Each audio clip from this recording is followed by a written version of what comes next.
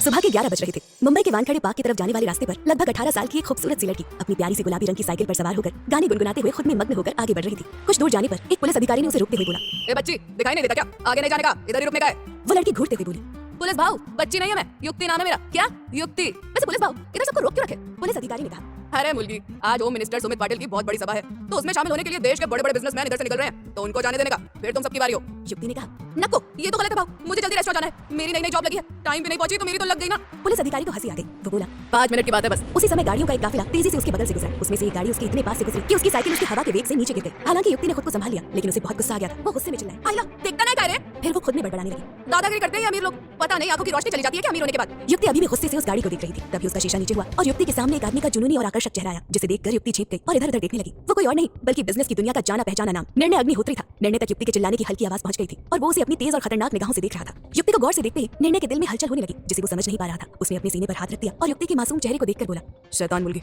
इतना कहकर निर्णय ने अपनी गाड़ी का शीशा ऊपर कर लिया और उसने युक्ति से अपनी नजरें हटा ली। युक्ति ने तिरछी नजरों से देखा तो वो गाड़ी आगे बढ़ चुकी थी। अब जाकर युक्ति ने चैन की सांस ली और बोली, सुबह सुबह पता नहीं किसका गुस्से चेहरा देख लिया मैंने। पप्पा बचाए मुझे ऐसे आदमी से, कितने खतरनाक तरीके से मुझे देख रहा था, जैसे कि कच्चा ही खा जाएगा। पहले गलती करो फिर अपना अमीरी दिखाओ। सभी गाड़ियों के जाने के बाद युक्ति भी वहां से चली गई। वही निर्णय अपनी गाड़ी की सीट से सिर टिकाकर बैठा हुआ आज के धमाके के बारे में सोच रहा था। तभी अचानक से उसके आगे युक्ति का प्यारा सा चेहरा घूमने लगा। कितनी अलग तरह की लड़की थी वो, जो सरेआम गाड़ियों को देखकर मुंह बना रही थी। कितनी मासूम लग रही थी और कितनी बदमाश भी। अनजाने में ही निर्णय के चेहरे पर आकर्षक मुस्कान आ गई और वो अपना सिर हिलाते हुए बोला, शैतान मुलगी। अब निर्णय ने अपने दिमाग को आज के मिशन पर लगा दिया और आज उसे किसी भी कीमत पर उस गृह मंत्री को जान से मारना ही था, चाहे उसे उसके लिए कुछ भी क्यों न करना पड़े। वानखेड़े पार्क में बड़े बड़े बिजनेसमैन और नेता लोग पहुंच चुके थे और सभी उस बड़े से मैदान में कुर्सी पर बैठे हुए आपस में बातें कर रहे थे। तभी मैदान की पार्किंग में एक साथ कई गाड़ियां लाइन से अंदर आई और एक तरफ खड़ी हो गई। उनमें से काले कपड़े पहने हुए कई गार्ड्स बाहर निकले और पूरे मैदान में फैल गए। निर्णय के खास आदमी शंभू ने सबसे आगे वाली गाड़ी का दरवाजा खोला तो उसमें से निर्णय अग्निहोत्री अपनी शान और शौकत से बाहर निकला और अपनी कोट को ठीक करते हुए अपनी खतरनाक निगाहों से सामने मौजूद भीड़ को देखने लगा। निर्णय के वहां आते ही गृह मंत्री का सेक्रेटरी उसके पास आया और सम्मान के साथ बोला, आइए मिस्टर अग्निहोत्री, आपके बिना तो आज का सम्मेलन विफल ही होता। निर्णय के चेहरे पर कुटिल मुस्कान आ गई और वो खतरनाक तरीके से बोला, विफल ही तो करने आया हूं मैं। निर्णय की बात सुनकर वो सेक्रेटरी कंफ्यूज होकर उसे देखने लगा और निर्णय अपने रॉब से आगे बढ़ने लगा। शंभू सेक्रेटरी के पास आया और उसके कान में बोला, निर्णय साहब जुबान के पक्के हैं। सेक्रेटरी और ज्यादा कंफ्यूज हो गया और उसने अपने माथे को झटका और वो भी उनके साथ आगे बढ़ने लगा। निर्णय आगे बढ़ते हुए सभी लोगों के बीच में आ गया। उसे देखकर सब लोग उसे हाथ मिलाने के लिए आगे आने लगे, पर उसके आदमियों ने सबको रोक दिया। निर्णय सबसे आगे वाली सीट पर जाकर किसी राजा की तरह बैठ गया और अपने सामने स्टेज को देखने लगा। कुछ ही देर में स्टेज पर गृह मंत्री अपने 2 बंदूक ताने गार्ड्स के साथ आ गया और उसकी नजर सबसे पहले अपने सामने वाली कुर्सी पर शान से बैठे निर्णय पर पड़ी तो गृह मंत्री के चेहरे पर कुटिल मुस्कान आ गई। उसने दूर से ही निर्णय को हाथ जोड़कर नमस्ते किया, लेकिन अपने मन में बोला, एक बार मेरे को मुख्यमंत्री बनने दे, फिर तेरे को जेल ना भेजा ना तो मेरा नाम भी सुमित पाटिल नहीं। साला इतनी सी उम्र में इतना पैसा छाप रहा है और हम जैसे नेताओं का जीना आराम कर रखा है। तुझे तो तेरी औकात बहुत जल्द बताऊंगा। निर्णय उसके इरादे और नियत से भली भांति परिचित था। उसके चेहरे पर भी बेहद कुटिल और रहस्यमय मुस्कान उभरी हुई थी। तभी गृह मंत्री सुमित पाटिल ने माइक हाथ में लिया और बोला, यहाँ पर मौजूद सभी नेताओं और बिजनेसमैन को मैं तहे दिल से धन्यवाद करता हूँ कि आप सब मेरे निमंत्रण पर यहाँ पर आए। वो आगे कुछ बोलते उससे पहले ही वहाँ पर काले कपड़े पहने और चेहरे को काले कपड़े से ढके हुए बहुत सारे आदमी आ गए और उन्होंने पूरे मैदान में गोलाबारी शुरू कर दी। पूरे मैदान में हंगामा खड़ा हो गया, चारों तरफ भगदड़ मच गई और सभी लोग इधर उधर अपनी जान बचाते हुए भागने लगे। उसी भगदड़ के बीचों बीच मिट्टी के धुएं में निर्णय अपनी कुटिल मुस्कान लिए खड़ा नफरत से स्टेज पर डरे हुए खड़े सुमित पाटिल को देख रहा था। निर्णय ने सुमित के पास खड़े गार्ड्स की तरफ अपनी कुटिल निगाहों से देखा और बड़ी स्टाइल से चश्मा पहनते हुए वहाँ से मुड़कर चला गया। निर्णय के साथ साथ उसके आदमी और शंभू भी वहाँ से चले गए। इस खतरनाक खून खराबे भरी जिंदगी से अनजान युक्ति रेस्टोरेंट में पूरी लगन और मेहनत से काम कर रही थी। उसके माथे पर शिकन तक नहीं थी। वो तो बहुत खुश थी। उसे भले ही वेट्रेस की जॉब मिली थी पर वो उसमें भी खुश थी। युक्ति ग्राहक को जूस दे रही थी। तभी रेस्टोरेंट की मालकिन ने उसे बुलाया। युक्ति उनके पास आई और बोली, जी आंटी। मालकिन ने कहा, बेटा मेरा एक काम करोगी? युक्ति ने पूछा, कहो ना आंटी। मालकिन ने कहा, वानखेड़े पार्क के सामने जो होटल है वहाँ से हमारी रेस्टोरेंट के फेमस केक का ऑर्डर आया है, तो क्या तुम वो केक वहाँ डिलीवर कर दोगी? दरअसल आज अपना डिलीवरी बॉय आया नहीं है। युक्ति ने खुशी खुशी हाँ कह दिया। उसे तो वैसे भी बाहर अपनी साइकिल पर भटकने का बड़ा शौक था। कुछ ही देर में युक्ति केक लेकर वानखेड़े पार्क के लिए निकल गई। पूरे रास्ते गाना गुनगुनाते हुए वो बच्ची अपनी मंजिल पर पहुंच गई थी, पर उसने देखा वहाँ पर काफी हंगामा खड़ा हो गया था। चारों तरफ भीड़ जमा थी और कई सुरक्षा कर्मी तैनात कर दिए गए थे। युक्ति ने जल्दी से केक की डिलीवरी की और उस भीड़ में खड़ी होकर देखने लगी कि यहाँ पर हुआ क्या है। काका काय चला है, इतनी भीड़ तो जमा हुई है। काका ने कहा, अरे क्या ही बताऊं, अब तो सरेआम गुंडागर्दी बढ़ गई है बेटा। आज हमारे होम मिनिस्टर की सभा थी जिसमें कुछ गुंडे घुस गए और गोलाबारी शुरू कर दी। सबसे खतरनाक बात तो ये है कि होम मिनिस्टर गायब है। युक्ति गहराई से सोचते हुए बोली, होम मिनिस्टर सुमित पाटिल तो खुद एक नंबर का गुंडा है, उसके लिए इतनी फिक्र क्यों करनी? गायब हो गया तो हो जाने दो। मुझे तो इन गुंडे माफियों से सख्त नफरत है। पता नहीं ये इस दुनिया में आते क्यों है, पूरे कहीं के। इतना कहकर युक्ति ने मुंह बनाया और वहां से जाने लगी। आगे जाकर उसने देखा कि इस पूरे इलाके में अब बहुत ज्यादा भीड़ इकट्ठी हो गई थी। ऐसे में युक्ति को अपने रेस्टोरेंट पहुंचने में देरी हो सकती थी, इसलिए युक्ति एक शॉर्टकट रास्ते पर निकल पड़ी जो काफी सुनसान था। युक्ति अपनी मस्ती में गुम साइकिल पर सवार होकर आगे बढ़ रही थी। उसे वहां पर एक इंसान भी नजर नहीं आ रहा था। अब उसे भी डर लगने लगा था और वो रास्ते को देखते हुए बोली, होशियारी मारकर इस रास्ते पर निकल तो गई, लेकिन अब हालत खराब हो रही है। बप्पा आप मेरे साथ रहना, मुझे अभी बहुत जीना है, डर के मारे मरना नहीं है। इतना कहकर युक्ति आगे बढ़ रही थी। उस रास्ते पर कुछ पुरानी खंडर हुई बिल्डिंग्स बनी हुई थी जहाँ पर अब कोई नहीं था। युक्ति उन डरावनी बिल्डिंग्स को देखकर बोली, बप्पा इधर भूत प्रेत तो नहीं है ना? हाय मेरी तो हार्ट बीट बढ़ रही है। एक भूत जो वो काकी मुझे रोज डराती है वो काफी है मेरे लिए, तो कृपा करके अब मुझे और किसी भूत से नहीं मिलना है। युक्ति के इतना कहते ही उसे किसी के जोर से चिल्लाने की आवाज सुनाई दी, जिसे सुनकर युक्ति चेप गई। उसका दिल जोरों से धड़कने लगा। वो साइकिल को लेकर तेजी से उधर से भागने लगी और बोली, आ गया भूत। इतना कहकर युक्ति भाग रही थी। तभी उसे सुनाई दिया कि कोई मदद के लिए चिल्ला रहा था। युक्ति वहीं ठहर गई और अपने कान लगाकर सुना तो उसे सुनाई दिया कि कोई आदमी चिल्लाते हुए बोल रहा है कि कोई मुझे बचाओ। युक्ति हैरानी से बोली, भूत को मदद चाहिए? ए युक्ति पागल मत बन, मुझे लगता है कोई बेचारा मुसीबत में है तभी तो चिल्ला रहा है। चलो उसकी मदद करते हैं। इतना कहकर युक्ति उस आवाज का पीछा करते हुए आगे बढ़ने लगी, जो आवाज एक बड़ी सी पुरानी बिल्डिंग से आ रही थी। युक्ति उस बिल्डिंग की तरफ बढ़ने लगी और पास आकर उसने देखा बिल्डिंग के बाहर कुछ गार्ड्स खड़े हुए थे। युक्ति उन्हें देखकर छुप गई। उसे किसी भी कीमत पर बिल्डिंग के अंदर जाना ही था। युक्ति उन गार्ड्स के वहां होते हुए अंदर नहीं जा सकती थी, इसलिए उसने अपना दिमाग लगाया और अपनी साइकिल को एक तरफ पार्क करके एक पत्थर लिया और उससे एक गार्ड के माथे पर निशाना लगा दिया। गार्ड के माथे पर पत्थर आकर लगा, जिससे उसे खून आने लगा। दूसरा गार्ड पत्थर मारने वाले को ढूंढने के लिए वहां से चला गया। तभी युक्ति ने उससे थोड़ी दूरी पर एक और पत्थर मार दिया। पत्थर की आवाज सुनकर वो गार्ड उस दिशा में चला गया। अब उसके लिए रास्ता साफ था और बिना एक पल गवाए वो तेजी से उस बिल्डिंग के अंदर घुस गई और सीढ़ियों से होते हुए ऊपर की तरफ बढ़ गई। उसके बाद अंदर का जो उसने नजारा देखा वो हिला देने वाला था। सामने निर्णय का खूंखार चेहरा था, जिसे देखकर युक्ति की रूह कांप गई थी। युक्ति ने निर्णय को आखिरकार किस हालत में देख लिया था। क्या होगा जब निर्णय की नजर युक्ति पर पड़ेगी? क्या बदलने वाली है युक्ति की जिंदगी? आपको मिलेंगे सभी सवालों के जवाब। बस जुड़े रहिए गैंगस्टर की इस दुनिया के साथ और सुनते रहिए गैंगस्टर्स ट्रू लव, सिर्फ और सिर्फ प्रतिलिपि एफएम पर।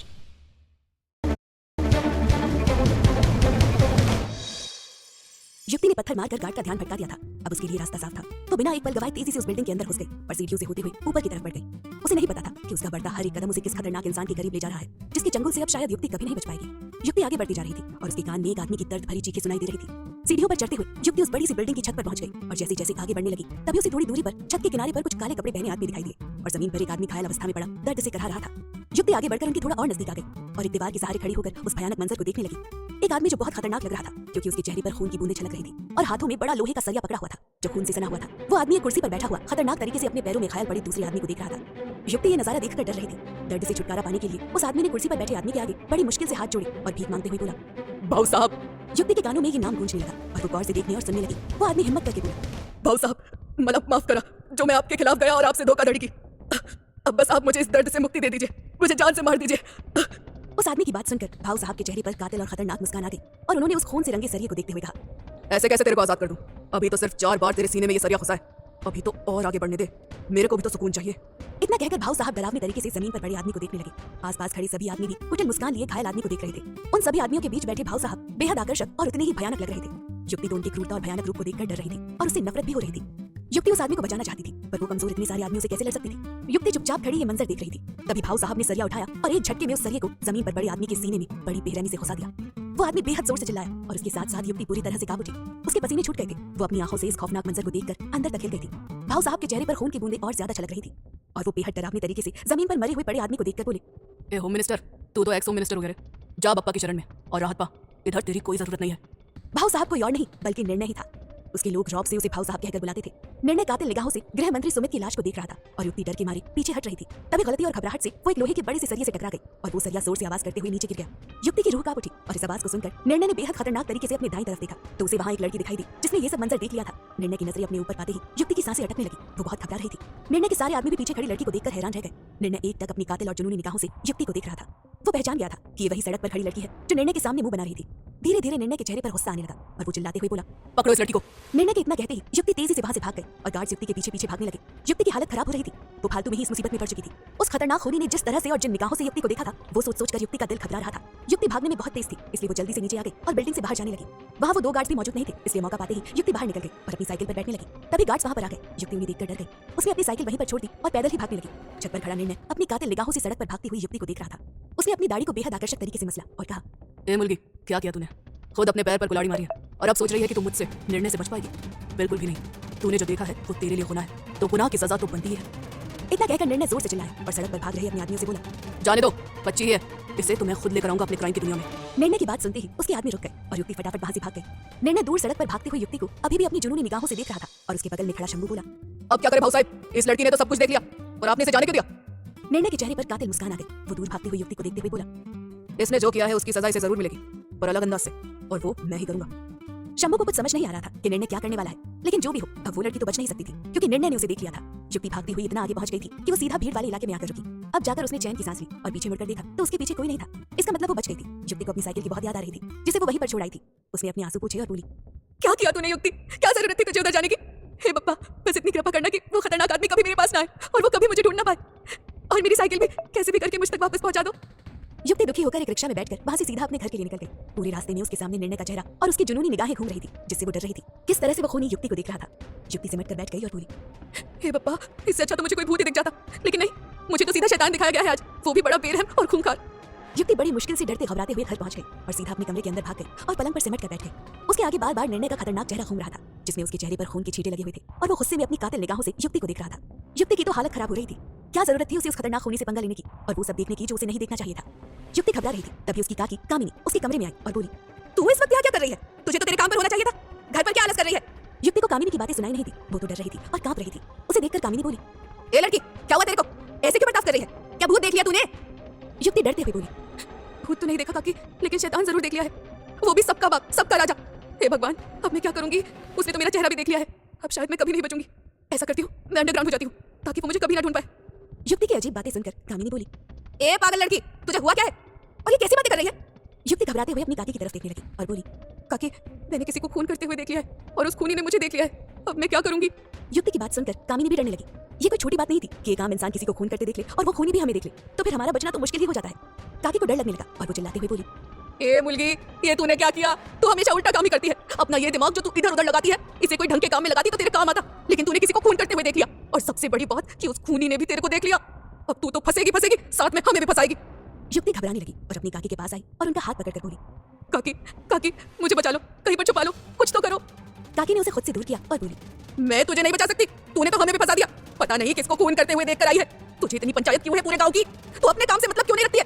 युक्ति ने दुखी होकर कहा, अब तो मुझसे कांड हो गया है ना, अब मैं क्या कर सकती हूँ? वो सब तो ठीक है, लेकिन मेरी तो साइकिल भी उधर रह गई है। काकी ने युक्ति के सिर पर एक चपत लगाई और गुस्से से बोली, पागल कहीं की, यहाँ जान खतरे में पड़ी है और तुझे साइकिल की पड़ी है। वैसे हुआ क्या था? मुझे पूरी बात बता। युक्ति ने कामिनी को पूरी बात बता दी, जिसे सुनकर कामिनी को बहुत गुस्सा आया। उन्होंने युक्ति के हाथ को पकड़कर दबा दिया और गुस्से से कहा, किस घड़ी में तुझ जैसी लड़की को मैं अपने घर ले आई? दिमाग खराब हो गया था मेरा जो मैंने ऐसा काम किया।